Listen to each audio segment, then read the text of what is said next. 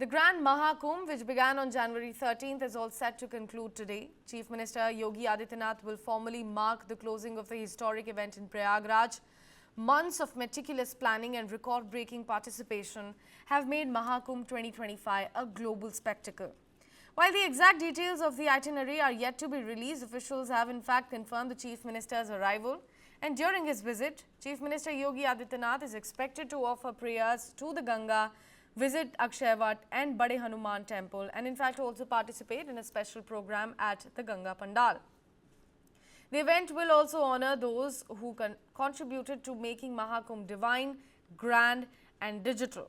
Certificates of the 4 world records achieved during the Kumbh will also be presented in his presence.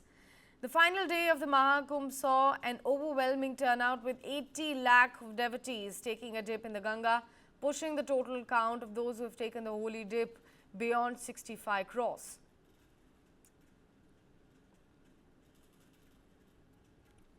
The Grand Mahakumbh, which began on January 13th, is all set to conclude today. Chief Minister Yogi Adityanath will formally mark the closing of the historic event in Prayagraj.